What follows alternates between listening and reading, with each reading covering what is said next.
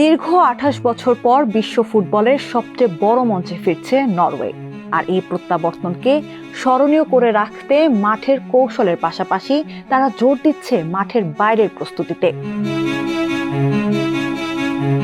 যুক্তরাষ্ট্রের north ক্যারোলাইনার Greensboro, এখানে বর্তমানে টুর্নামেন্টের আগে নিজেদের ঝালিয়ে নিচ্ছেন নরওয়ের ফুটবলাররা।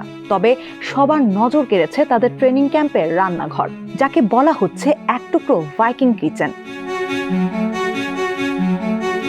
নিউজ 18-এর প্রতিবেদন অনুযায়ী ভাইকিংদের খাবার তালিকায় আছে ৩০০ কেজি আটলান্টিক স্যামন ও সাদা মাছ, ১১৬ কেজি নরওয়ের ঐতিহ্যবাহী ক্যারামেলাইজড ব্রাউন চিজ, যা স্থানীয়ভাবে ব্রুনোস্ট নামে পরিচিত, আর সাথে রয়েছে ৬,০০০টি কমলা।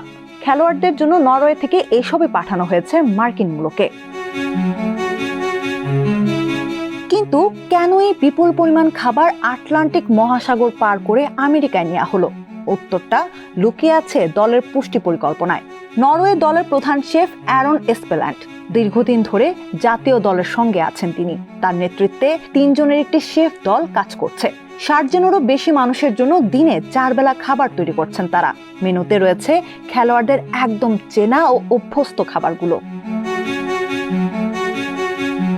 দলের স্টাফরা জানান, এই কৌশলের মূল উদ্দেশ্য হলো বিদেশে খেলার সময় হঠাৎ খাদ্যাভ্যাস পরিবর্তনের ঝুঁকি কমানো। খেলোয়াড়রা সারা জীবন যে ধরনের খাবার খেয়ে অভ্যস্ত, ঠিক সেগুলোই পরিবেশন করা হচ্ছে, যাতে হজম, ঘুম বা মনোযোগে কোনো ব্যাঘাত না ঘটে। কারণ ডায়েটের সামান্য এদিক ওদিক টুর্নামেন্টে পারফরমেন্সের উপর বড় প্রভাব ফেলতে পারে।